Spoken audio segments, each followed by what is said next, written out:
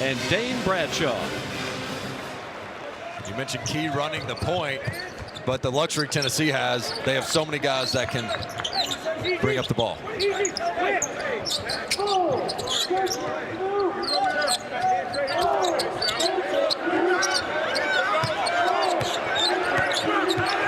Here's Plavsic.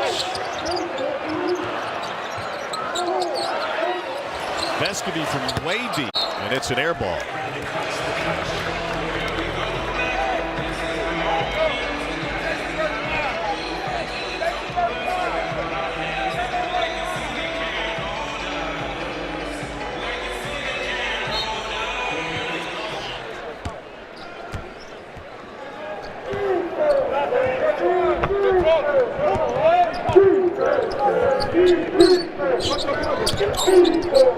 Dave, what does Vandy want to do on the offensive end? They've got to spread Tennessee out. They have a lot of shooters, but they can't just settle from three. They don't have a lot of drivers, but they've got to try to penetrate and work inside out to get those open threes. Shot clock late again. Vandy's had a couple of really late possessions thanks to the #1 defensive team in the country, and it's another shot clock violation. And just as we were discussing, Vanderbilt operated that entire possession from 30 feet out. They don't have a lot of guys that can blow by you, and Tennessee has such great one-on-one defenders that it makes it really tough to penetrate.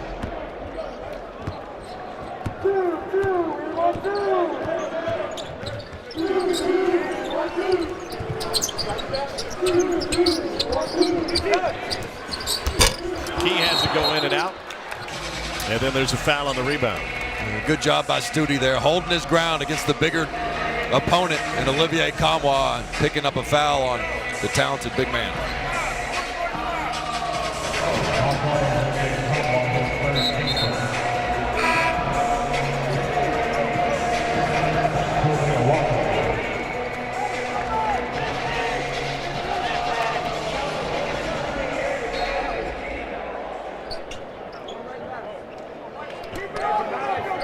Tom Hart alongside Dane Bradshaw and Alyssa Lang. We welcome you to Thompson Bowling Arena, where Tennessee, the nation's #1 defensive team by efficiency and #2 by points allowed, is trying to find its offensive flow against a Vanderbilt team that is trying to snap a 10-game head-to-head losing streak. And another challenge at the rim.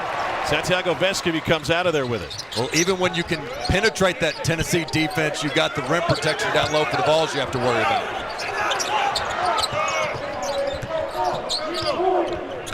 Slow start for both teams. They combined 1 for 9 from the floor. Tennessee 1 for 4 on a Julian Phillips drive in their first possession. Vescovi splashes down to 3. It's a 5-0 Tennessee lead.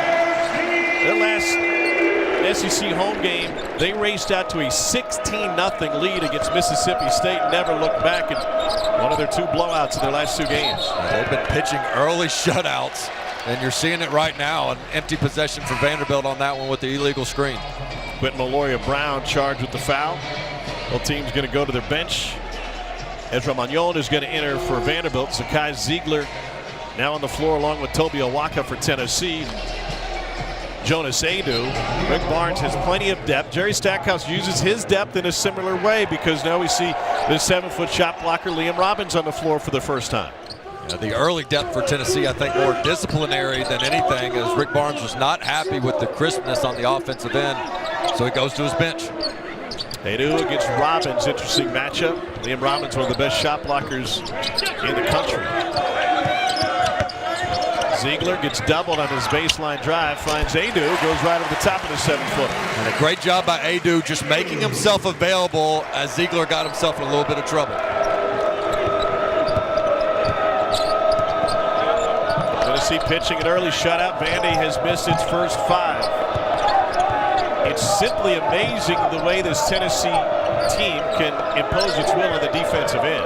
This is not a team you want to have to work into a big lead and try to come back from, given their defense. Robbins gets a deep touch and draws the foul on Julian Phillips.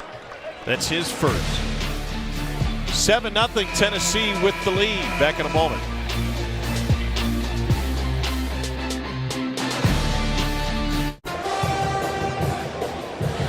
Welcome back to Thompson Bowling Arena. Tennessee has jumped out to a quick 7-0 lead over their in-state rivals, the Vanderbilt Commodores. And talking to Rick Barnes earlier today at shoot-around about how different this team is from a season ago. We were here towards the beginning of conference play last year when he was pleading with, challenging his team for someone to step up from a leadership standpoint. It's been quite the opposite this year with some of those veteran guys stepping up from the preseason even to now. Santiago Vescovi earlier today telling me that the older guys really take pride in coaching up the young guys this year. It's an element, guys, of confidence and trust that this team has in each other, and you can really tell from the quick starts that this Volunteer team has been off to so far in conference play.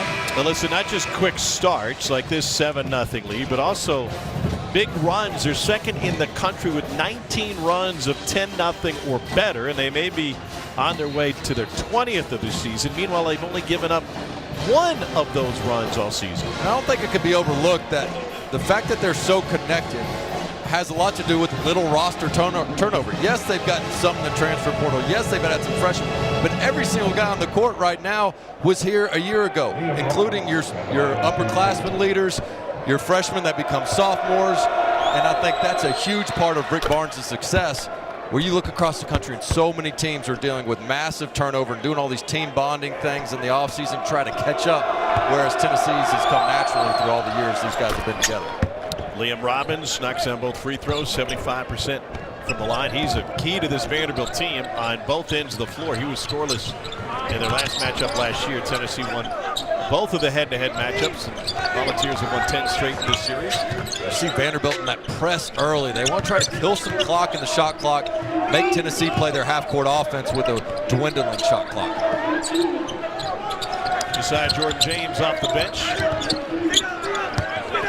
Post touch for Adu. Nice little jump hook, and that's the second time he's gone over the top of Vandy's best defender. And that's an option they just simply didn't have consistently a year ago. They settled from deep. They did not have that consistent post threat. They're starting to get that with multiple 5-men. Got Adu, they got Plavcic they can roll in there.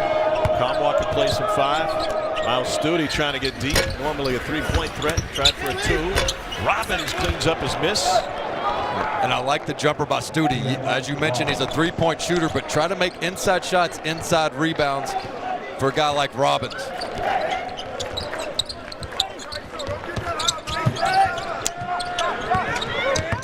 Ziegler looks to penetrate back out to Josiah Jordan-James. He's missed some time with a knee injury. That one was halfway home. Came back a couple of games ago against Mississippi State. Vandy had a great performance on the road against Missouri. Ended up falling 85-82 in a back-and-forth game. They were down 11 in the second half but put together a massive comeback. And Robbins in that game went for 16 and 7 and was perfect from the free throw line. And he'll go back to the line for 2 on the first from Jonas Adu. Or pardon me, they're going to get Vescovi, according to Stats maven Joe McNish. Tom, I had a chance to sit in on the film room with Coach Barnes and his staff and his team, and that's exactly what he didn't want to have happen. He said if Robbins is going to sit there and take dribble after dribble, you got to get in there and dig with some help early on, and that was just too late from Vescovi. Barnes with his staff, including Justin Gainey to his right, your left, the new defensive coordinator with this Tennessee team. And they have, not only have they not skipped a beat, they've gotten better. 5 early for Robbins, all 5 for Vandy. They have no weak link defensively. When they bring in guys, they can hold their own, they can guard their own, and they help each other. The lob, a little too much over the top of Adu, who got up a little late.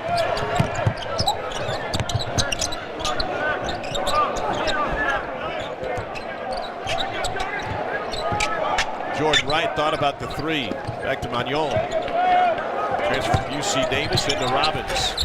Off balance. Got his own miss back. And you can see, if you haven't watched Vandy this season, just how valuable Liam Robbins is to this squad. Well, and a good job taking advantage of the switch. Adu and James got switched, so they were guarding the 4 and the 5, not the matchup Tennessee wants down low. Robbins only plays about 22 minutes a game. Foul trouble has been an issue for him. Not be as good an indicator of anything for Vandy's success, and it's on cue. He commits a foul trying to challenge a shot from James. Well, this is Robbins going to work down low. You see the smaller defender James, and Adu tries to come help. And Robbins able to really stick with it there, but that all started with the switch. Vanderbilt getting the mismatch.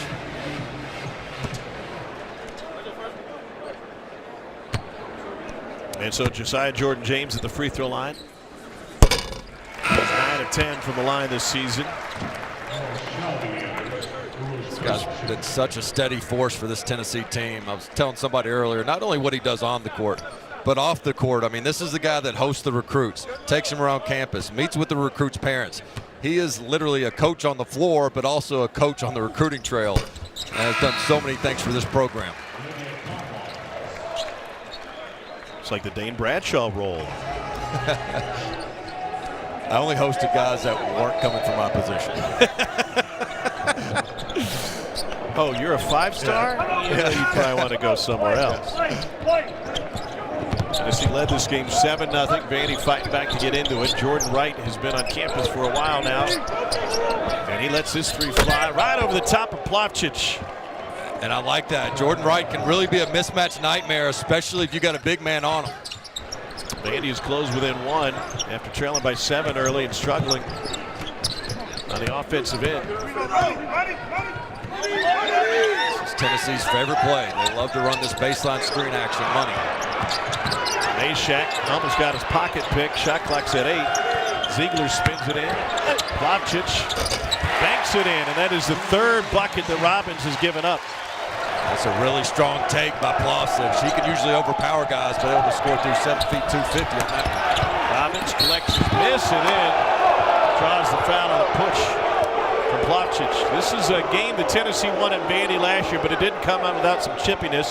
Both Plavsic and Vescovi picked up technicals in that one. Yeah, really physical play. I joked earlier with Coach Stackhouse.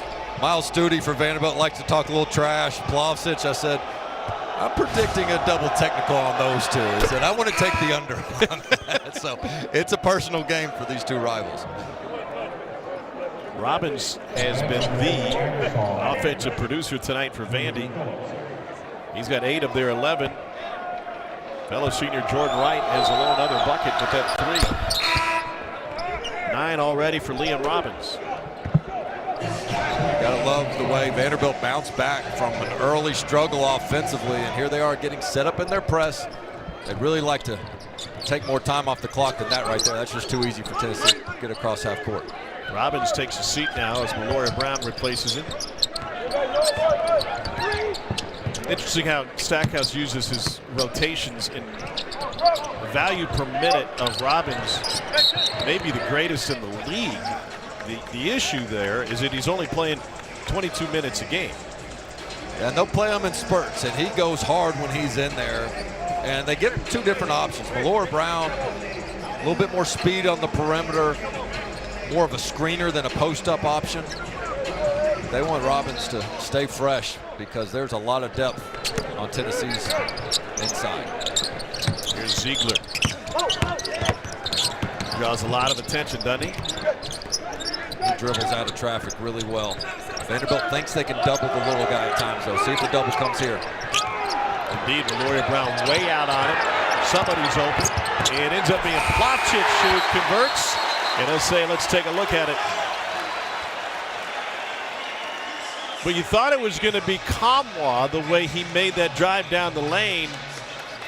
And then the defender had to take one step towards Kamwa and left Plavsic open. We'll take a look and see if it beat the clock. Great job by Ziegler, just snaking through that defensive trap and gets the big man the bucket. Looked like it was in time. Good job going up quickly.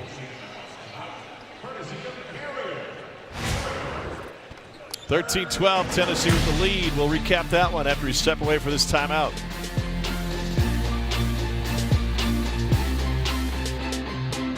Let's take a look at some SEC news and notes. A stunner coming from Rupp Arena, where South Carolina won for the first time in 8 tries in the last 40 years. It's the first Kentucky team to lose to an opponent who had lost its previous game by at least 30. Remember that South Carolina team lost at home to Tennessee 85-42.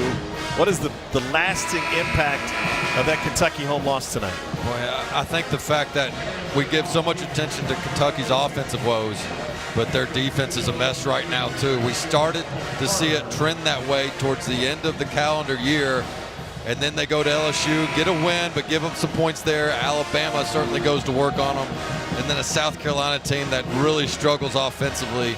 They're not able to keep up with them, and boy, it's going to take some true leadership from that coaching staff and inside that locker room to keep your focus on the process and not let the outside noise just completely make for a toxic program right now. It's not just a bad loss visually, it's a bad loss mathematically come Selection Sunday. That's a South Carolina team that had a net of 263 coming in.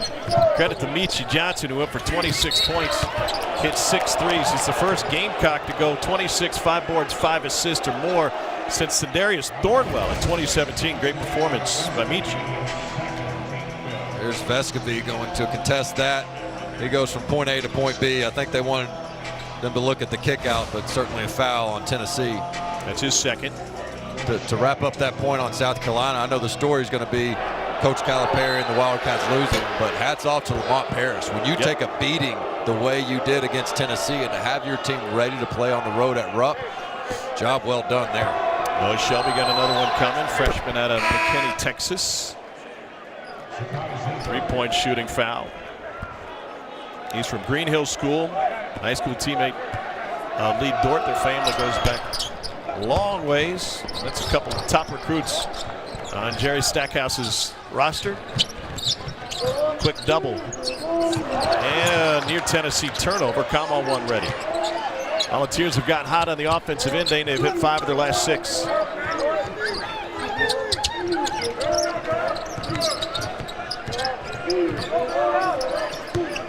Camo's made his last 15. See if he wants to test that run. Gives it up. And Phillips. And one.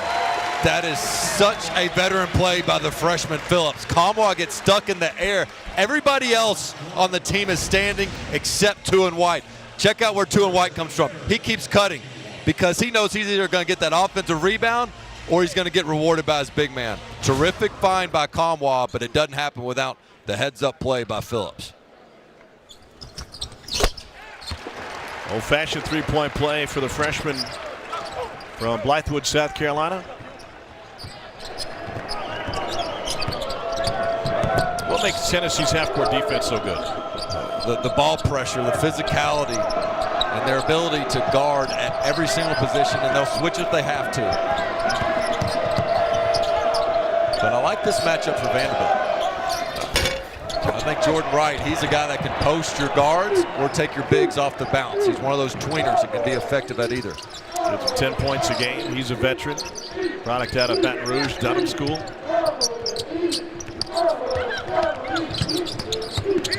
Lob. Klopchich brings it down and turns it into a three-point chance. Tennessee is so crisp on the offensive end. That time Tyreek Key comes hard off that curl, realizes there's some help uphill, and he says, oh, if you're going to come help uphill, I know my big man's open. They're just a well-oiled machine right now, and when you got multiple point guards on the court at one time, I mean, Tyreek Key started this game at point guard, and now you move him off the ball, yet you still have that high IQ, good passer at the two-guard spot. Back-to-back three-point plays for Tennessee. Klopchich converts. Robbins back in after a 2-minute rest. Excuse me. Well, yeah, I think Coach Stackhouse saw enough of the and-one paint points that typically don't happen when Robbins is in the game. Vandy had tied it at 15 before the Tennessee 6-0 run.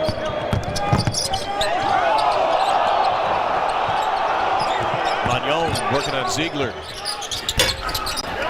Rebound by Kamwa. Well done by Ziegler. Magnon wants to get all the way to the basket. You want to force him to pull up for that mid-range. Klopchich deep. That's a first miss that Robbins has forced in one-on-one defense tonight. And he'll fire a three. Phillips up high for the rebound. Coach Stackhouse will let Robbins take those, but he's got to start making them on a more consistent basis if he's going to get those open looks. 4 for 24 on the season. They'll probably keep giving him open looks. He's got a good stroke, though. It's just he's got to see one or two go in before the defense is going to respect it. Ziegler to Key. Stroke. First bucket of the night for transfer out of Indiana State. Former Sycamore has 3, and it's the largest lead of the night for Tennessee. He is a natural-born scorer. Hadn't really gotten off yet offensively in this season, but his best is yet to come offensively. 4 minutes without a bucket for Vandy in this 9-0 Tennessee run. Vandy and Song no. You got to make those if you're Vanderbilt. Rarely does Tennessee gamble that time they got it. I think the pressure of Tennessee, when you do get open, you rush it. Tennessee with the corner 3. Jordan Wright with the rebound, and we got a wedgie on the lob, and that'll turn into a jump ball. That's the last time you saw a wedgie on a lob. That's usually me when I tried to dunk in the day. It was that close, almost above the rim. I mean, really a good pass, a really difficult catch too, going full speed. That would have been a heck of a play, and just got a little bit sped up. Don Daly took it to the possession arrow. Will stay with Vandy. I really like this baseline out of bounds defense by Tennessee. They put Adu on the man taking it out with all that, and then they'll switch some on the perimeter, try to catch a steal.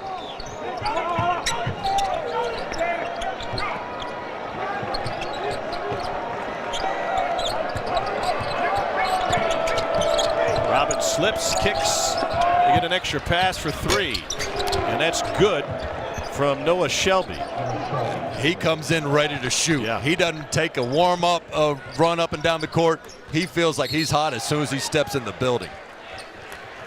Shelby made his first 2. Still hadn't made a 2. There's 3 free throws. He hasn't made a 2 all season. He's 0 for 1 from 2, and he's made 11 buckets from 3. Well, you love the confidence he plays with. In that Missouri game, he took a couple from Steph Curry range where Coach Stackhouse said, hey, toe the line a little bit more, all right? You don't have to shoot them from that deep. You don't practice them from that deep, but you got the green light otherwise.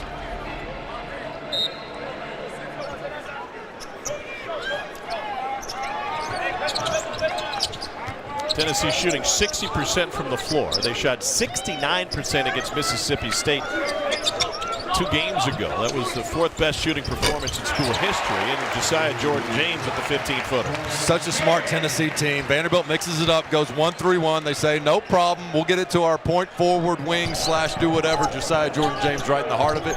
Makes his bucket. Robbins gets a touch. And he buries it. Boy, that is a tough shot. Just a turnaround, contested jumper. It's 11 points in 7 minutes for Liam Robbins. Started his career at Drake, then to Minnesota, and now with Vandy, and finally healthy.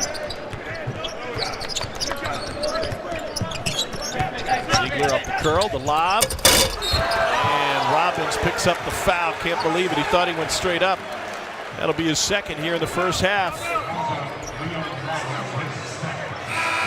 Hey, Stackhouse looking for a replay. Volunteers lead by 6 and may have just lost his best player on both ends to a ticky-tack foul.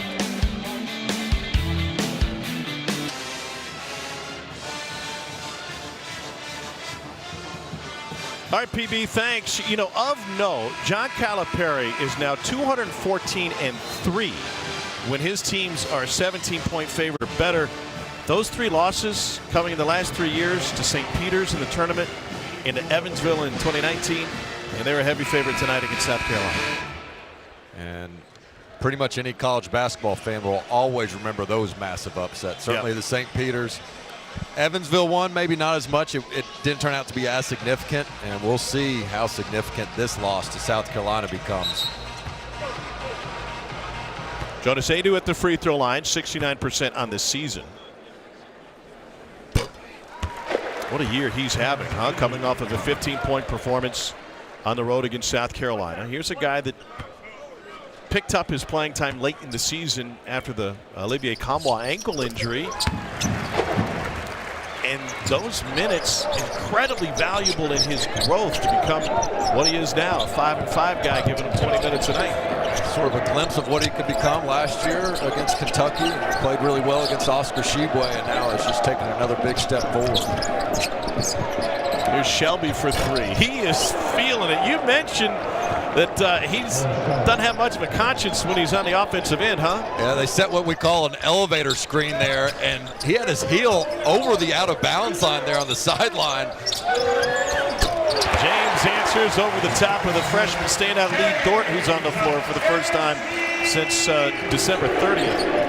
And that's 11 assists on 11 made baskets for Tennessee. You will not win that way against the Vols if they keep sharing the ball without some denials and make them play some more one-on-one basketball.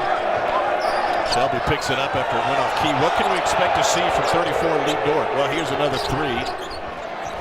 He's a shot blocker. He's still a little bit raw, and he hadn't gotten a lot of playing time. But right now, he's just got to bring the fight to Tennessee and don't get punked down low, and I think he can do that.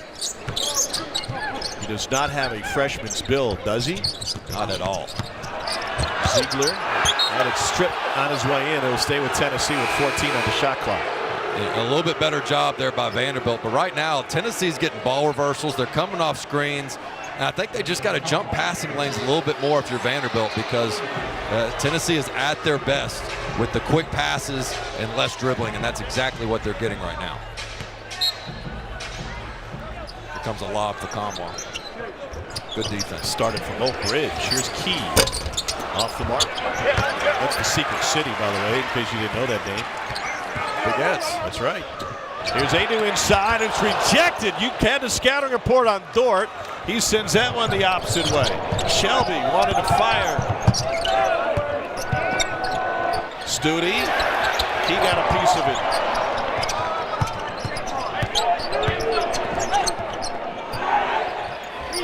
Shelby again. And he's talking to the bench. I love this freshman's confidence. It can get him in trouble at times, but it's got him in Stackhouse's favor now. Conwell missed the layup, gets it back out to James. Took a long trip around. I'm running a play for two if I'm Coach Stackhouse. Maybe he doesn't need a play. Just give him a touch. Hiding in the left corner.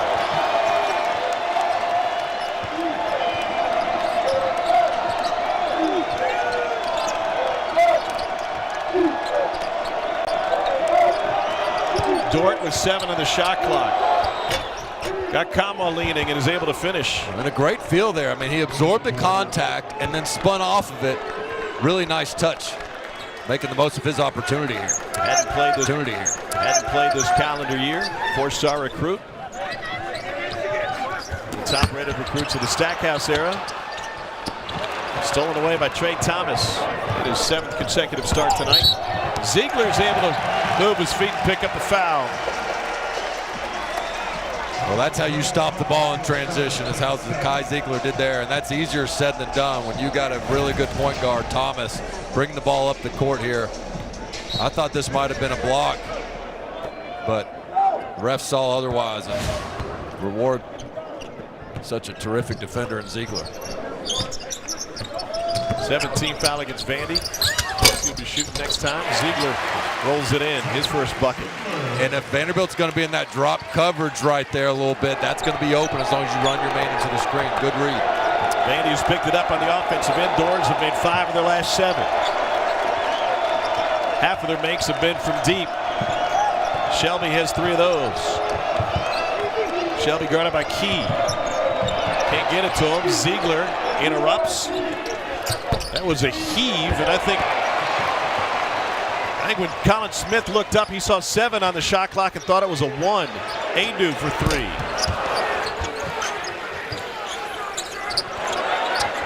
Tennessee with an offensive rebound, one of the best in the country. In fact, they're second in the country in second chance points. I think why they get that, Tom, is because they take shots within their offense. Everybody's in position. Thomas had Studi, took it himself. Whoa, there's the freshman Dort, who now has a career high with his 2nd bucket, making an impact tonight in his first ever SEC game. How about that? Trailing the play, and watch out on your dome.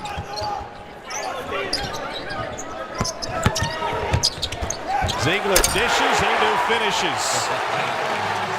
Oh man, you talk about getting up high above the rim. Adu's playing with supreme confidence right now.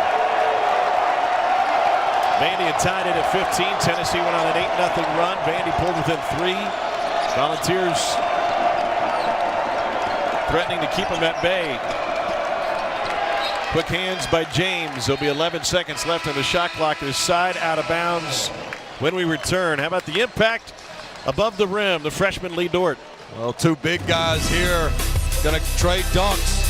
First it's Dort, and then there's Adu on the other end that says, I don't skip leg day either, big fella. Up top.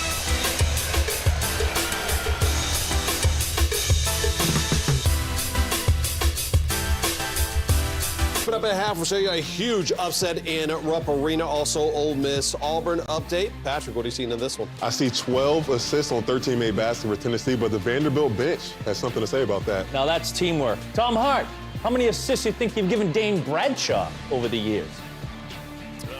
It's a great question, Pat. I think my assist rate tonight is somewhere around 43%. I'm sharing the ball. We got Alyssa in the house, so I got a couple of shooters out here I got to keep happy. Well, I can't get the ball past me much when he lacks so much confidence. And when we were driving around, and I took you down the wrong way on a one-way on campus. Yeah, twice. The last two times you've driven us on campus. Well, it did used to be a one-way on. And then you took us down a closed road today on our way to. Maybe you shouldn't be driving. It was temporarily closed. All right. I shouldn't be driving, but Lord knows I can't ride with you.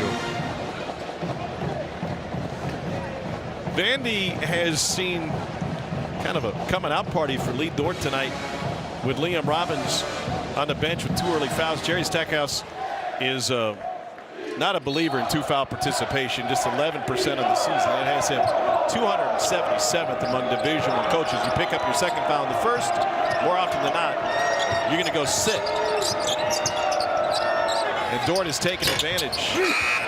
Another late possession and then balance lost by Miles Studi, and the result is a foul, a one-on-one coming on the other end. Vandy as a team, Dane, 254th in tempo, so they're going to use some clock, but it makes it even that much more difficult when you're going against the #1 defensive efficiency team in the country. It is, and they run a lot of sets, and they run a lot of screens, dribble handoffs, and the way Tennessee is so aggressive, they blow those things up, so it makes it really difficult for Vanderbilt to get an opening off of those screens.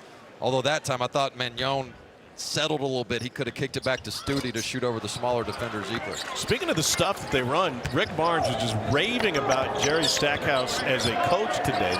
The sets that they run on the offensive end, NBA level quality. Especially after timeouts, they're terrific. Late game stuff, they're great.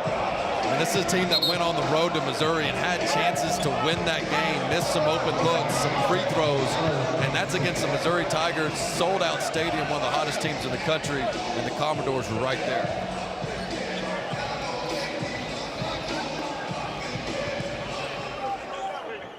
Jamal Meshack commits a foul, his first. The lob to Dort, and Meshack tried to hammer it away. Good pass by the freshman, and he follows up the miss. Well, Meshack tried to be everywhere on that play. He tried to get the steal, then he recovered. Oh, a hammer the other way. Julian Phillips cocked it all the way back. That's when you shut down the hoop in the pickup game. It's over. Get your bags, your keys. Everybody go home. Late night tip here on Rocky Top. That woke some folks up. Magnon with the lob, and he just threw it in. Ezra Magnon started his career at UC Davis. He had 24 in the South Carolina game to open conference play right around Christmas. Tennessee scoring the ball, but they've forgotten what has made them a top 10 team in the country. It's their defense. Vanderbilt scoring way more than the average opponent, especially recently in SEC play. Put up 34 points already here in this first half. Tennessee's only allowed 52.5 points per game on average. Meshack, no. There's miss. The reason this game is being played above the rim, we already had 5 dunks here in the first 19 minutes. Ziegler on Magnon. Shot clock at 4. Ziegler heaves it and puts up an air ball. Under a minute to play.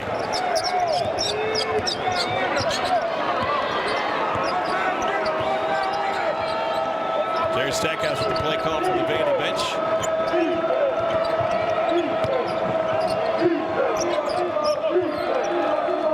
Lawrence looking for a screen. Dort, the freshman, little league getting over there. Studi step back. 3 ball good. And we've got a tie game with 29 seconds left in the half. First 3 of the night for Miles Stute, their best shooter. I love that decision by Stute. He's basically a guard that can play the 4 for Vanderbilt. When he gets the big man on him, he realizes, wait a minute, let me show you my guard game here. He's a catch and stick guy, but he can deck it a little bit too. That time he forces Kamwa to move his feet. All he needs is a little window, and that time he got it to go through. Vandy is used to close games. They're 3-2 in games decided by 3 points or less, but dropped one at Missouri last time out. That game had 11 ties and 7 lead changes. This game is tied for the second time. It was also knocked at 15 apiece.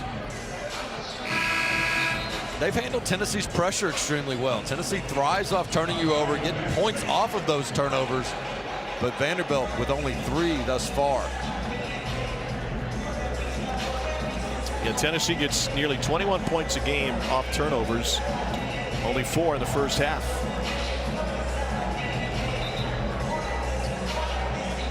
This lack of turnovers has allowed Vandy to put 37 on the board despite shooting 40%. Shot clock off. Ziegler has it, guarded by Magnon. Interesting late clock situation. We asked Coach Barnes today, if you don't really have a guy that just breaks the defense down one-on-one, what do you call late clock? He goes, well, we can run some plays that have multiple options, and you see a lot of offensive threats on the court right now. I certainly love to have the ball in Ziegler's hands. Now at 8, he'll go. Working on Dort, gets it inside. Kamwa has it stripped. 4 seconds on the clock. Vandy has a chance to take its first lead with 1. The layup is good. Does it count? They say yes, and they'll check it. If it stands, it's the first lead of the game for Vanderbilt. Coming on an end-to-end run after the defensive stop. Wow, momentum Vanderbilt. How about Jordan Wright, coast to coast? You turn it over for Tennessee, you don't stop the ball. It's a 7-0 run for Vandy with Jerry Stackhouse. Here's Alyssa Lang. Comes back and takes the lead going into half. What do you need to see more of in the second half? Yeah, we just got to keep playing with plays, keep playing with pace, playing with toughness. And our bigs got in some foul trouble there. Lee Dort came in and gave us some big minutes. Our freshman was huge in that first half. Noah Shelby as well. Bought us some time. Hopefully we get those guys back involved in the second half. Thanks, Coach. Thanks. 39-37. Vandy ends the half on a 7-0 run. Let's get you to the studio. The 3 Ps, PB, PY, PB, gentlemen. That is from Thompson Bowling Arena. Vanderbilt trying to snap a 10-game losing streak to Tennessee in the doors with a 2-point lead on the road against the 5th-ranked Volunteers as we get ready to start the second half. Welcome back, everybody. Alongside Dane Bradshaw and Alyssa Lang, I'm Tom Hart. Let's waste no time. Let's get to the All-State Mayhem moment. And all started with Vandy's bigs doing some damage. You want to be able to establish yourself down low, and Liam Robbins, the 7-footer, did just that. He brought the fight to Tennessee in the paint with 11 crucial points in that first half, as you see him here going to work on the offensive glass, but it was not just Robbins. How do you win a big game on the road? How about some freshmen who've never been here before? Said nobody ever. Noah Shelby stepped up huge with 3 triples in that one. And then you got Lee Dort coming in, making a huge impact. Has not played recently at all, but as Robbins got in foul trouble, that freshman also stepped up big. And Vanderbilt with a ton of momentum going into half. Alyssa, what was Rick Barnes' mood at halftime? He was not happy, guys. He really laid into his team at the break. He said, I emphasize the fact that our guys are playing outside of themselves. Our older guys are over-helping, trying to do too much. They're not following the scouting report. He said that Jordan Wright coast-to-coast layup for Vanderbilt to take the lead was the most embarrassing play he's seen in his entire time here as the head coach at Tennessee. He said, give Vanderbilt credit, but we're giving them too many points and too many opportunities by playing outside of ourselves and being sloppy on the boards. He really lit his team up, guys. 5 steals for Vanderbilt, none for Tennessee, and 13 second chance points for Vandy, none for Tennessee. A Jordan Wright buzzer beater going coast to coast gave Vandy its first lead of the game. Tennessee with possession to start the second half.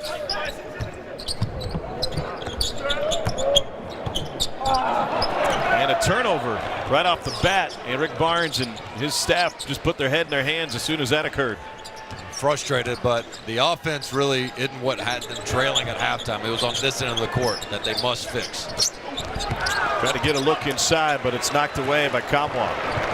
Their first steal of the game. He left it short and followed his own miss. And that's such a big stat for Vanderbilt and against Tennessee. Tennessee 4th best in the country according to KenPom at those live ball turnovers with the steals.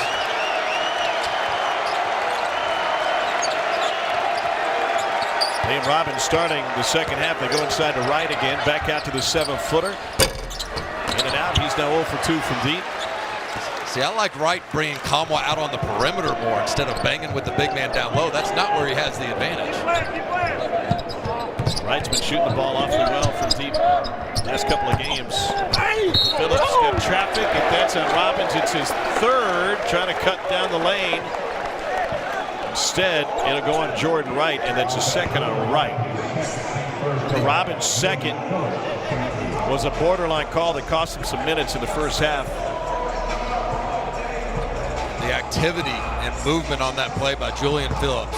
He makes you work, as do all these Tennessee players. He came off one curl screen. They didn't get it to him, so he came off another one. You have to continue to keep moving and staying attached if you're Vanderbilt. Julian Phillips knocks the first down. All-tournament team at Atlantis. Tennessee won that. Really shut down Kansas in the championship game. Phillips 2 for 2. It's a Tennessee team that has won 8 games already by 30 points or more, and they've got their hands full with a Vanderbilt team that's just 8 and 7. Contested layup. Phillips went up to challenge it. Here's Vescovi with the push.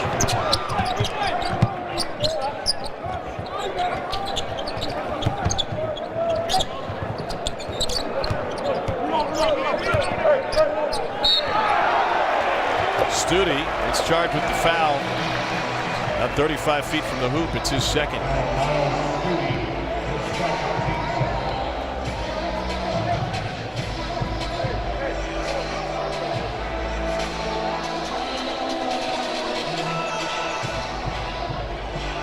Tennessee got off to a blitzing start, led this game 7-0 before Vandy was able to go on a run and then take the lead late in the first half. Vandy also put together a nice run, 17-3 the second half of the Missouri game.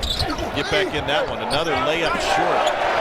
Placic with the rebound. That is such a concern for Rick Barnes that they have taped up the top of the square on the backboard during practice, putting red tape at the very top of it. An idea that they got when they went on the road to Arizona.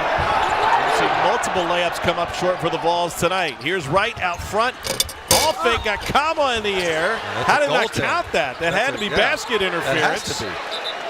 Jerry Stackhouse, he's known to get some technicals. He deserves one to get one here.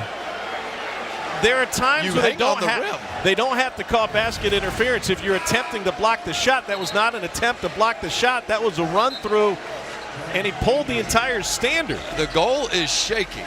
And you're right, it could be a judgment call if you slap the backboard and it didn't affect the shot too much. But to me, man, that's 2 points Vanderbilt. Well, let's see if ball don't lie in the end. And in a game that's been tight throughout, one bucket could make a huge difference. If I'm Coach Stackhouse, I'm telling Liam Robbins to go hang on the rim next drive on this end of the court.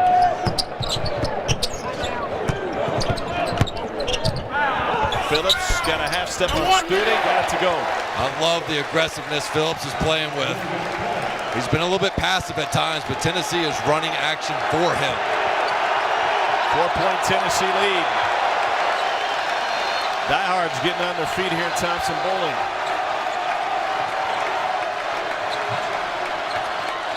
Vandy looking for its first bucket of the half. Ezra Magnon from the baseline, short. It's a 6-0 Tennessee run, trying to add to it. Phillips feeling confident. Well, with Phillips at the 3, he has the size advantage. They got to keep getting him the ball down low. That's a key. Give Vescovi the assist. You just got to be so frustrated with your coach Stackhouse when you don't get the goaltend call and then you get 5 straight points run on you on the other end. Becomes a pretty big swing. All 9 points scored this half belong to Tennessee. Then Studi with the shove on Vescovi. And it's the second personal on Studi this half. Couple of frustration fouls from Studi that he just made it too easy on the official. He had the slap of the wrist at the, half-court mark a couple plays ago, and then that time just a clear push-off. Coach Stackhouse talked about how he needed his veterans to be his smartest players, especially on the road. It wasn't the case at Missouri, and right now Stude's got to be smarter for him in this game.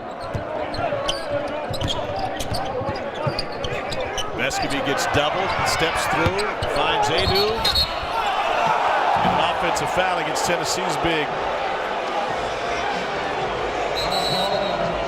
That's his first. We got a timeout on the floor.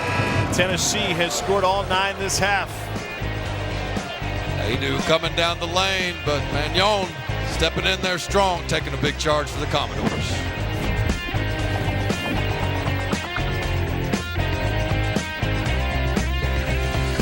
Vanderbilt 9-0 here in the second half. Tom Hart, Dane Bradshaw, Lissa Lang in the house tonight. Hey, special congratulations to our buddy Jimmy Hyams, who announced today that he's going to retire after like a 7-decade year in local media. Yeah.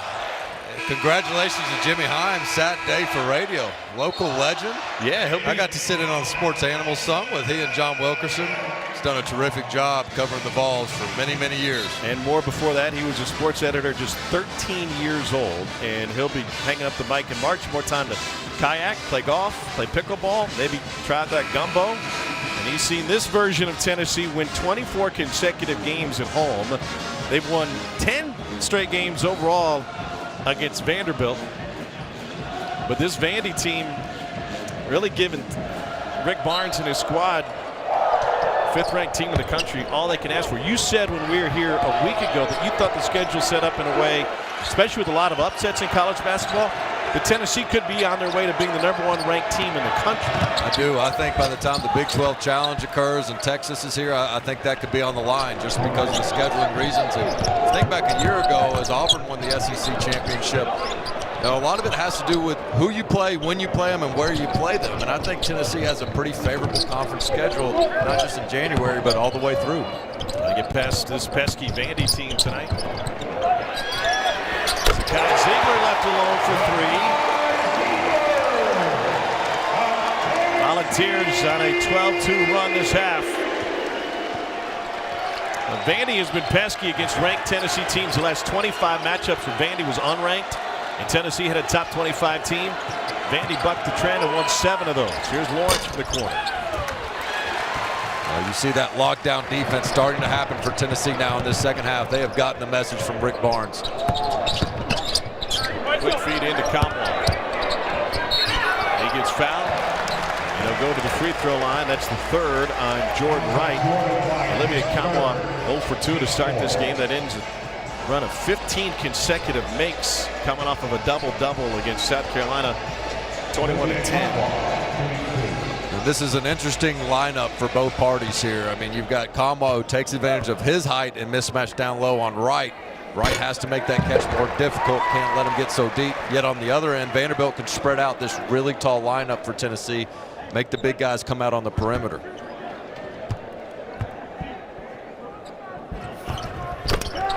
Kamwa splashes them both down. Tennessee back out to a double-digit lead, largest lead of the game.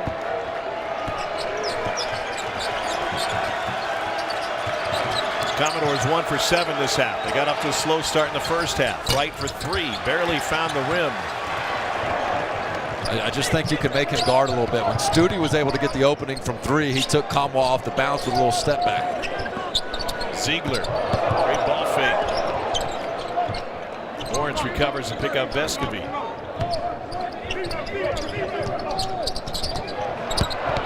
Nearly a throwaway. Ziegler. Rebound brought down by Phillips. Kept the dribble on his way down, and a shot clock violation or a timeout. And Tennessee got the timeout before it hit 0 in red. It's a Tennessee turnover and a shot clock violation. Terrific defensive possession by Vanderbilt there. They got some deflections. They forced Ziegler to go in there off balance, throw up a high floater runner off the glass, and then battled hard enough for that offensive rebound, or defensive rebound, I should say, leading to the shot clock violation. You see how good the sets are that Vanderbilt runs, and see what Horns down will bring for Jerry Stackhouse's team here. Needing a bucket, down 10.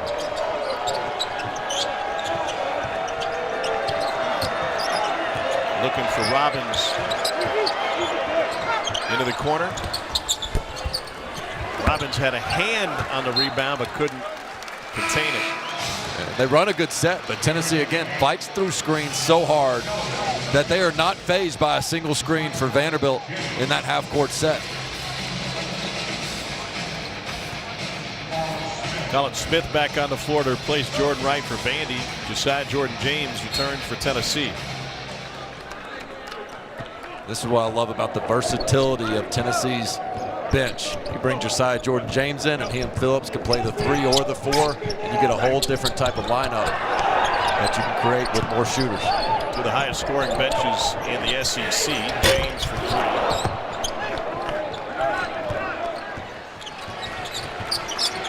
Tennessee's bench gives him 26 points a game. Smith, the freshman, cut off by Ziegler. Vandy's bench scores 31 a game. Smith still looking for his first bucket. What a rebound by Robbins. And he draws a foul on Adu on his way back up. Liam Robbins is having a coming out party this season for Vanderbilt, getting 13 and 6. The guy who led the Big Ten in blocks when he was at Minnesota. They went right into Adu. And that's after a really tough one-handed rebound. He just battles down low. Such a huge body, 250 pounds, just muscles you, and great hands. It's a smaller body than it was for Liam Robbins when he was at Assumption High School in Davenport, Iowa. He was a 300-pounder at high school. Went to Sunrise Christian Academy in Kansas because he had 0 Division I offers. That turned into an offer to go back to Iowa and play at Drake, and he was a pretty good player for 2 years at Drake. Good enough that a guy who grew up a Big Ten fan and a fan of the Wisconsin Badgers had a chance to go play for Richard Pitino, Minnesota. That lasted a year. Pitino got fired, and lo and behold, he ends up at Vanderbilt, now finally healthy in his second year at Vandy. Another part of that story was following his uncle, Ed Conroy, who was on that Minnesota staff. And Ed Conroy gets picked up by Stackhouse and says, hey, guess what? My nephew's pretty good, too. I think he might join me. Yeah, I got a 7-foot nephew. Can he come down with me from the Twin Cities? And now Ed Conroy, head coach at the Citadel, he wasn't able to bring Robbins with him tonight. He wasn't. Conroy family has a history down there, don't they? Challenge 3 from the corner. And it was tipped, but the officials didn't see it. Wasn't that shot blocked? Yeah. Sure looked like it from here.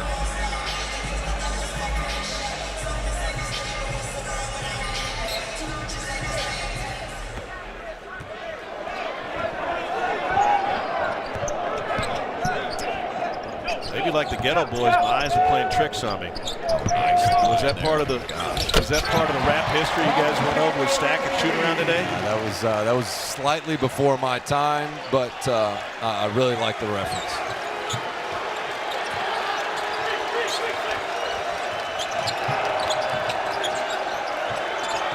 Accurate, it'd be my mind, but I lost that a long time ago. Great defense by Ziegler. Here's Robbins to bail him out. And Ziegler tried to pick his pocket, but reached in. And that is the third on Zakai Ziegler.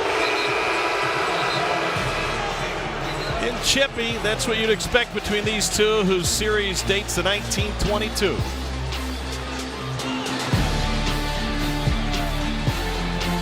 The first half for Vanderbilt, they shot 42% from the floor. They used a late run to get back in the game, then an end-to-end bucket to take the lead. Second half, just 4 points, 1 of 11 shooting. Should have had one more on a basket interference. It wasn't called. Who knows if one bucket makes a big difference tonight? Yeah, but Tennessee got the message at halftime. They got back to themselves and their identity, which is on the defensive end. You see where they rank nationally. This might be the best defensive team Rick Barnes has not only had at Tennessee, but ever in his career. But what can happen as you get your offensive confidence going, then you let up a little bit defensively, because every time somebody scores, it doesn't hurt his back. He's like, oh, we can get that back. We're shooting the ball well. And so I think that happened a little bit in the first half, where Tennessee has started to get some of that offensive confidence the past couple games. But credit the Commodores. I mean, these guys have come out ready to play. but Tennessee has certainly buckled down defensively in the second half. Did you think you would see a game between these two where Vandy would have more points off turnovers than Tennessee? No, I did not. And they're well prepared. And Coach Stackhouse felt like they were ready for this matchup. They thought they could do a few things that would bother Tennessee, both offensively and defensively. Alyssa, what do you got on the Volunteers? Yeah, Dane was just talking about Tennessee stepping up their game defensively. That's basically what was just talked about in the Tennessee huddle. Coaches looking at players in the eyes and saying, wear them down. You have a 10-point lead, wear them down defensively. Josiah Jordan-James and Uroš Plavčić emphasizing the same thing to their teammates. Guys, we got to play good defense, put a couple of big stops together, and we can put this thing away down the stretch. They're certainly capable of that, but as far as the wear them down aspect of it, this is a Vanderbilt team that's deeper than most. Jerry Stackhouse plays a lot of guys just about even minutes, and while that can give him some inconsistency, especially on the offensive end, that can give him a lot of bodies out there. Shot clock late. Thomas beat the buzzer. First bucket of the night for Trey Thomas. That's a huge three for Vandy. And I think this is the best three-point shooting lineup Vanderbilt has. When you look at the perimeter guys for them right now, and that's where they're going to have to get some of their points. Vescovy open after the screen. Shooter's touch. Coach Stackhouse can only shake his head over there. Good defense, contested shot. Stackhouse has a long history with Rick Barnes as a player for Dean Smith. Faced off with Barnes' first Clemson team 3 times that one season. North Carolina top 5 all year, won all 3 of those matchups. They were loaded with pros, including Stack, 17,000-point score in the NBA. Rick Barnes said, I loved Jerry Stackhouse as a player. He had some plays against us that caused me to look at my assistants and just say, wow, including one. He said he took it from about the tee in the Tennessee logo, 2 steps, 1 dribble, threw down a reverse dunk against us. Out of bounds will be Vanderbilt basketball. Going back to your point about Tennessee wanting to wear Vanderbilt down, you make a great one. Vanderbilt has depth. I don't think fatigue's going to be a factor. Tennessee is more physical. To me, it's Tennessee, you've got to get consecutive stops, keep extending this lead, because I think it's the mental fatigue as well, where Vanderbilt's just not built to come back from big-time double-digit deficits. Defensive pressure results in a bad entry pass. Melora Brown lost his footing. Ball fake, pass, another pass, right back to Josiah Jordan-James. Plavčić battles, gets it, and snaps it home. Advantage Uroš Plavčić inside against Melora Brown.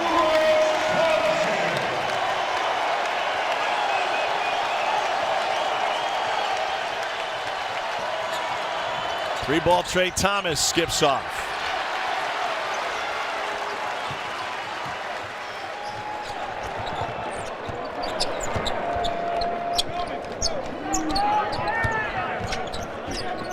We've been playing that for 4 years.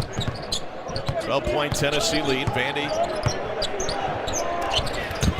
getting the clamps, put him on the defensive end. Vescovy went down hard. He's still on the ground. On the other end, 5-on-4 and a rush 3. And now they'll stop with Tennessee getting possession and Vescovy under the opposite basket. Did he hit his head on the floor? It certainly sounded like it, although I didn't see it. Pretty strong collision there.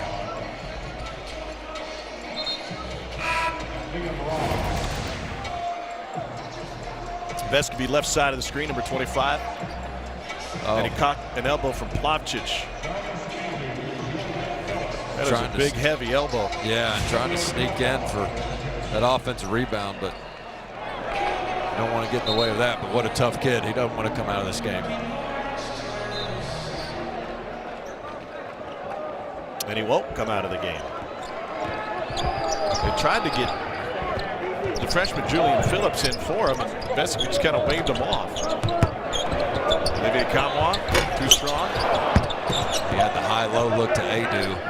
I think sometimes Kamwa gets in that awkward spot where he's shooting a jump shot about 4 feet away. I think he can just keep going with that shoulder, get the angle, and finish at the glass. Adu commits his 3rd as Robbins hustled down the floor to get post position.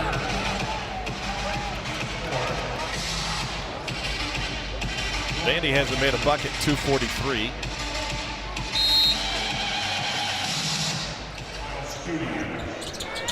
Here's Thomas off the inbounds. Vandy needed that one. Yeah, it was a great look, well executed play. Vescovy with the run out. And that's where it just kills you if you're Vanderbilt. A 5-point swing as you got an open three for one of your best three-point shooters. And oftentimes that corner missed three leads to transition buckets. Good cut by Ezra Magnon, the senior out of Antioch, California, Bay Area guy who was the Big West Freshman of the Year, his first year at UC Davis.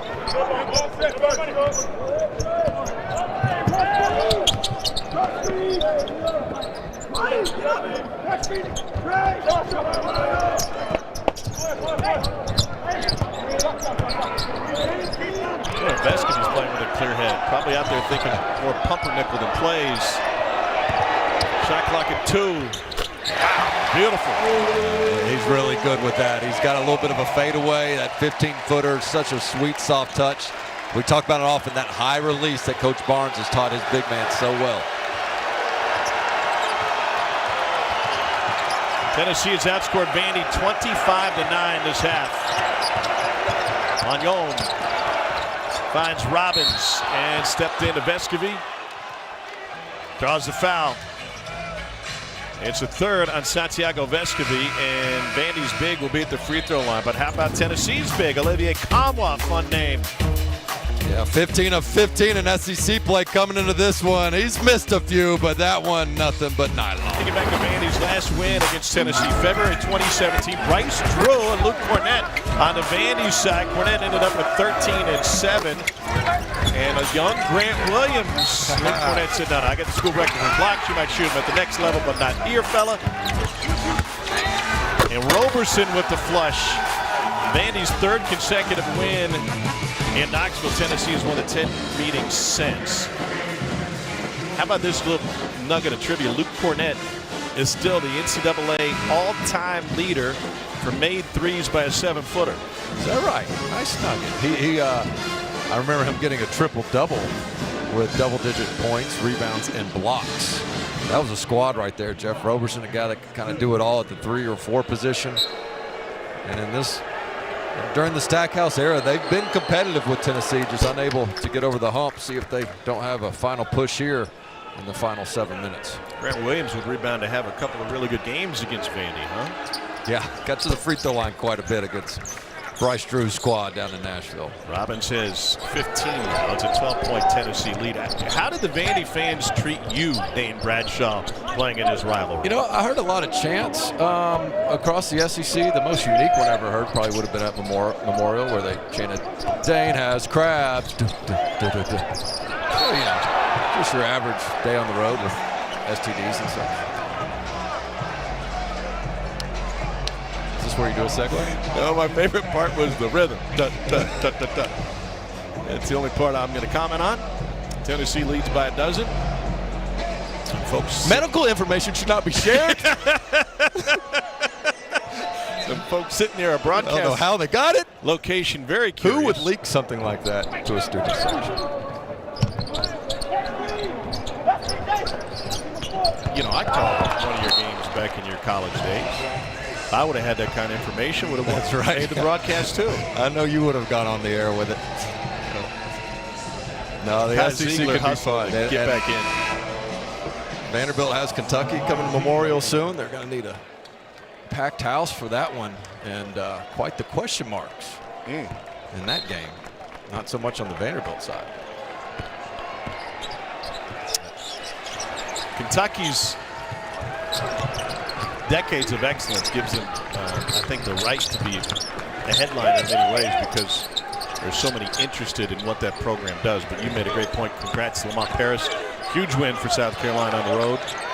Did it without their star player, by the way. Here's Robbins inside. And quickly on Kentucky, the challenge, too, for them is nobody in the SEC is feeling sorry for them. When they come here to Knoxville this Saturday, it's going to be sold out. They don't care if Kentucky's down. They're going to still be every team Super Bowl and sell out. Good finish by Julian Phillips. 6'8" freshman doing a good job getting to the rim. You'll be at the Kentucky-Tennessee game, huh? Yeah, Chris Lofton getting his jersey retired. So, what an honor that is. Right with the left-handed scoop. Good move by Wright there on Phillips. 10-point Tennessee lead.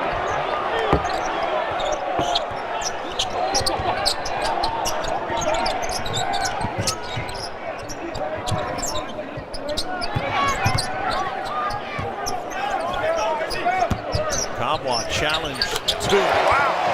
And that's the challenge when you try to spread out with shooters and be a little small with Studi at the 4. Kamwa can rise up on him at any time. Vandy's made its last 3. I credit Stackhouse. That was a great play. They get a little crackback screen from Robbins to get a shooter open, unable to connect. Vescovi for 3. Got it!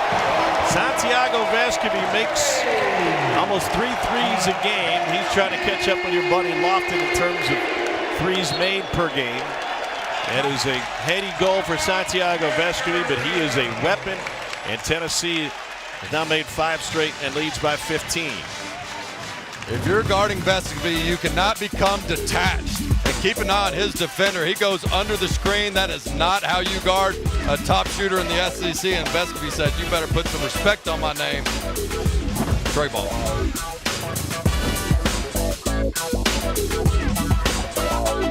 And so we're talking about great three-point shooters in Tennessee history. Chris Lofton will be in the building this weekend for the Kentucky game. Allen Houston second in Tennessee history in threes made per game. And Vescovi right there, 2.4 made a game. I want to give you a chance to talk about your teammate Chris Lofton.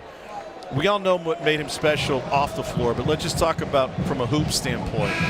What made him such an elite scorer? His work ethic. Yes, he could put the ball in the hole, but I got to witness how hard that guy worked. I never had a teammate push me more to try to be the hardest worker on the team. I'd arrive early for practice thinking I was ahead of everybody. I'd hear that ball bounce, and I didn't have to turn the corner. I knew exactly who was in there, and it would tick me off. I knew I'd have to try to stay late to keep up. But let me tell you something. When Chris Lofton arrived on campus, he was thinking about staying home at a D3 school in Kentucky before we offered him late at Tennessee. And he did not impress early. He was slow. He did drills the wrong way. He was uncoordinated, couldn't even do the layups the right way. And he just kept working. But once he got comfortable, and I told a reporter earlier today, they said, when did you know he was like legit? And it was actually a blowout loss in the Maui Invitational to North Carolina, who would eventually become the national champs, where in the second half he just said, forget the upperclassmen and everybody else, and nobody else wants to go hard against these guys, I will. And it didn't matter if it was Raymond Felton on them, Rashad McCants, he gave everybody buckets. And the rest is history. Made 7 threes in Rupp against his home state team, product out of Maysville, Kentucky, finished with 31. And a Tennessee win on the road against the Cats. Picks up the miss and draws the 3rd personal on Liam Robbins here with 4:29 to play. Plavsic now with, I believe that's his 5th offensive rebound. And the first shot defense at times from Vanderbilt has not been bad, but Plavsic just buries the defender down low and creates these extra rebounds opportunities. And that's where his huge body, he might not be the most skilled where Kamwa can be on the perimeter and the mid-range, but that is where he can absolutely have a huge impact on the game. Hasn't been a great free throw shooter over the course of this season. Knocks them both down there. Came in at just 38% from the free throw line, but he is a perfect 3 for 3 tonight. Tennessee had a 7-0 run over the last minute plus.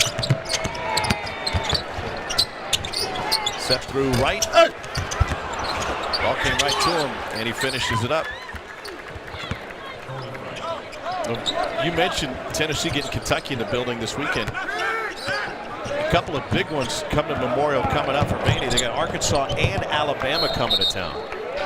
2 teams that will meet up tomorrow night in Fayetteville on ESPN2. And they're a well-coached team, well-prepared. And as Coach Stackhouse says, look, we have enough to win. He never questions the talent on his team. However, everybody knows the margin for error for them is less than other teams because there are some great talented ball clubs in the SEC. And if they want to pull off some upsets, they got to play nearly perfect.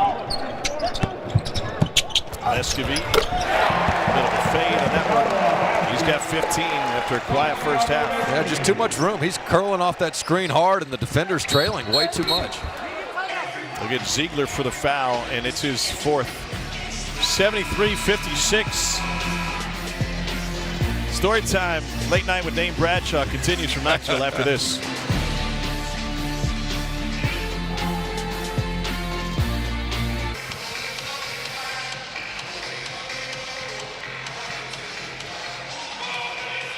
And we're back. 73-56. Tennessee leads Vanderbilt. Well, Tennessee has had balanced scoring over the course of the night, and just as they have all season long. 20 assists on 27 made baskets. They share the ball extremely well, even on some of those ISOs. It's coming off the catch. They cut, they move, they pass. And as Rick Barnes says, don't let the ball stick. When you get that ball in your hands, pass, shoot, dribble within a second or less. And you see how crisp their offense is. And ironically, it's their offense that usually is the one that can disappear at times. Tonight in the first half, it was their defense, but here in the second half, we've seen the complementary basketball that has them dominating SEC play right now against the likes of Mississippi State, South Carolina, and right now Vanderbilt.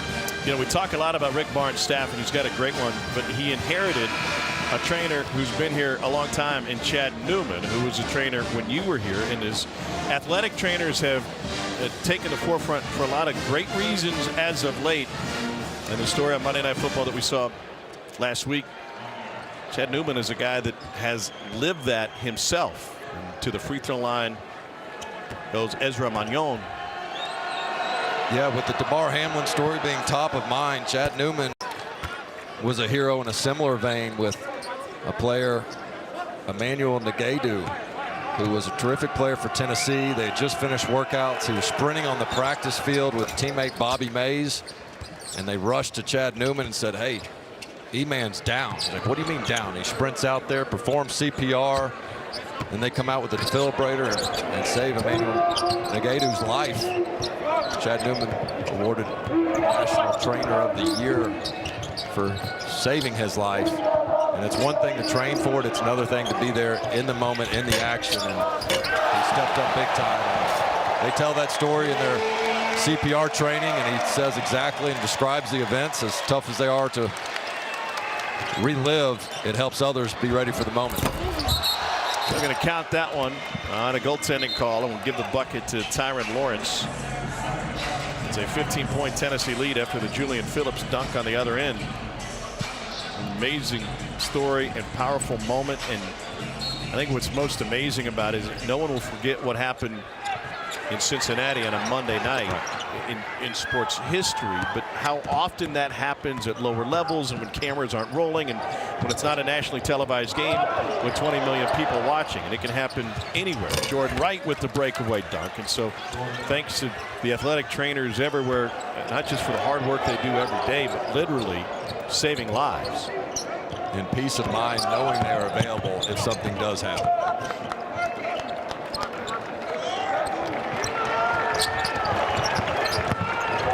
Ziegler has that one turned the other way by Robbins, who has not had as big an impact on the defensive end tonight as normal. Lawrence gets through and reverses it in. They'll count it. And Tyron Lawrence will go to the free throw line. Remember, Vandy put together a 17-3 run late in the Missouri game to make it tight, and now they have a chance to cut it to 10. Ziegler's thinking, where the heck did Robbins come from? And that leads to this transition opportunity. Lawrence loves to get to that left hand, gets the and one. But on the other end, Ziegler split right down the middle, thought he had the easiest two of the night, and then Robbins really quick off the ground.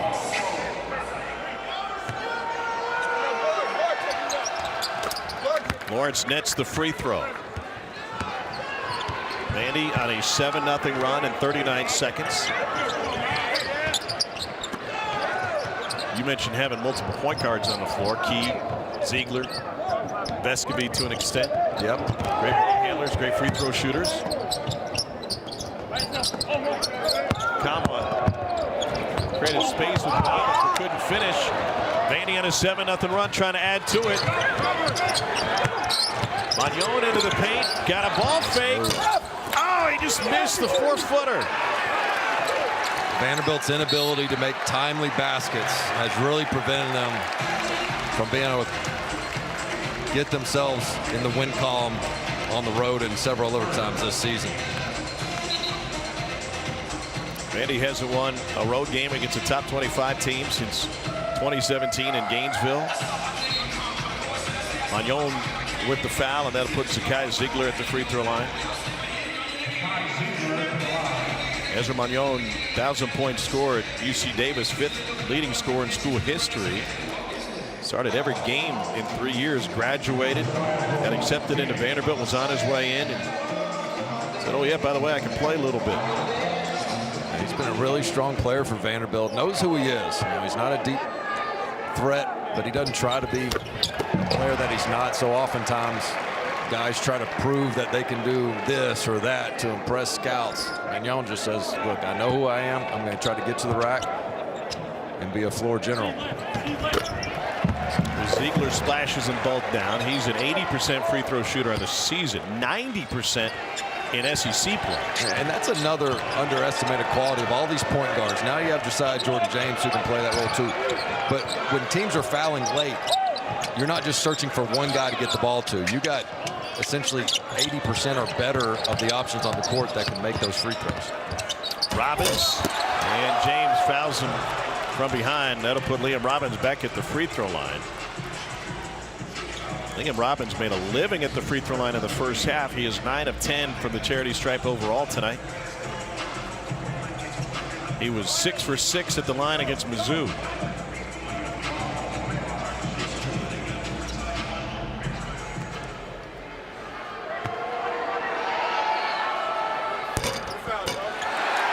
And one more coming. 1:36 left in regulation here in Knoxville.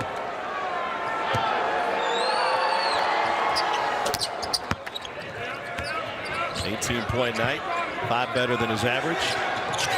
Full court pressure. Oh, carry almost.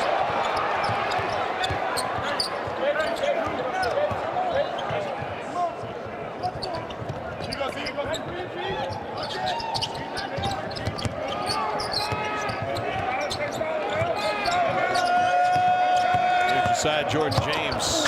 Tipped away. 4 seconds left on the shot clock. Late night here in Knoxville. Almost time for your late local news. Just past your bedtime? Yeah, it is. I've been having the Starbucks coffee that you finally bought for once. I appreciate that. You see, I only did it to get the stars. Some of these substitutions. When Tennessee won at Ole Miss, they were doing offense for defense, and Coach Barnes was really frustrated about that. He said, look, I should be able to have 5 guys on the court that can execute on both ends at a high level. Yeah, he told his guys, you should be embarrassed if you have to get out and be taken out of the game for defensive reasons. Shot clock violation, 1:06 to play. Barnes is tough on his guys. He spares no rod, right? I mean, he comes right after him. If you make a mistake, he's going to hold you accountable. He was telling us a story during shoot-around that he doesn't watch as many college basketball games as he used to because he's too busy watching game film. And he said, we had a practice one time and everybody's feeling good, and the assistant's like, man, that was a great practice. And his response was, have you seen the film? And the next day dissected the film and everybody involved in it. And all the way down, I think what surprised me was the minutia of your footwork in one particular defensive drill. Yeah, he wants these guys squared up. It's interesting that they'll mention their closeouts whether the opponent's going left or right, or if you want to play them straight up.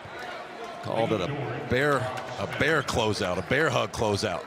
I'd never heard that before. And I said, what does that mean? It says you close out with your arms out wide and play them straight up. You're not forcing them right or left or giving them any angles. You kind of like you go to Cades Cove and you get out of the car and you see one that's bigger than you expected. Put your hands straight up. Big. Yeah, get big.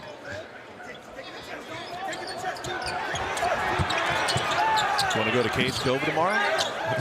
No, not with you. I don't trust you and I just getting big. All right, I'll be at Dollywood then. Dolly's expanding a reading program in the entire state of California. You know that? What's the greatest? Dolly Parton, of course. Yeah, I'm sorry. In my mind, I was trying to think of every ride that I love doing up there. That's better than Disney World. You know the company you work for, right? Maybe not. Yeah. Just kidding. I'm just trying to get some love to East Tennessee, you know? Tennessee will wrap up its 14th win of the season. Its 25th consecutive win at home. Its 11th straight against Vanderbilt. 7-0 run to start the game. 9-0 run to start the second half. And never look back. Rick Barnes' team not as dominating defensively in the first half, but in the second half, they hold Vandy to 33% shooting and 1 of 14 from deep. Yeah, past couple games, they played a complete 40 minutes. In this one, they didn't, but come out victorious anyway, given the depth and multiple options they have, and they continue to shoot the ball extremely well. 77-68. Tennessee gets a wounded Kentucky team next. It's a noon tip on ESPN on Saturday. Kentucky will come in after losing its first at home against South Carolina in its last 8 tries. And they lost as heavy favorites in that one tonight at Rupp. Tennessee's defense held Vanderbilt without a bucket over the last 2 minutes and 30 seconds. A great job by Tennessee's D tonight. For more on that, let's get you on the court. Here's Alyssa with Santiago Vescovi. Santi, down the stretch, they challenged you guys. What did Coach say to y'all at halftime to make the adjustments for what y'all did in the second half? We trust in ourselves. We know what we do every single day, working, getting in the gym here. We work as hard as we can every single day. So we knew we weren't really on point in the first half. We just had to adjust in a couple things that we had to do. And I think we did it in the second half. Give a lot of credit to them. They have a great team. They did a great job during the whole game. It was a tough game, but we adjusted what we had to in the second half, and I think that's what got us a win. What were they doing offensively that gave you guys so much trouble defensively early on? Like I said, they're a great team. They run really good offense, really well coached. And I think they run a lot of hammer stuff, different stuff, coming up, pin downs and stuff. And I think in the second half, we figured out what they were doing, and we adjusted to it. So I think that's what we did. There's so much player coaching between you and the other veterans in every single timeout, every single huddle. What does that do for the rest of your team? I think it gives us real advantage. Like we talked about before, even the game, we have a lot of experienced players, people that have been around for a lot of games. We play together for a minute now, and I think the older guys talking through experience to the younger guys on what it takes to win a game here, which is not easy in the SEC. I think that's the best thing we can do, and then give a lot of credit to our young people, the newcomers, transfers or freshmen. They're doing a great job listening to us, and we'll listen to them as well. They always got stuff to teach us too. So I think the whole team is in a position where we all listen to each other and we try to get better every time. So, Santi, congrats. Well, thank you very much. Hey, he's got a great point, Alyssa. Kind of like the three of us listening to each other and trying to get better as we go along. The studio guys could learn something from us. I wasn't paying attention. You'll listen when the bell comes at Toddy's later tonight. There's no question about that. Rick Barnes and his Tennessee team with their 25th consecutive win here at home, their 5th straight win overall, a top 5 team that has championship goals, takes care of their rivals from Nashville. For Dane Bradshaw, Alyssa Ling, our fantastic crew, I'm Tom Hart. So long from Rocky Top. Monster night of hoops in the SEC, including an upset that's been 2 decades in the making. We got highlights of that and several great matchups.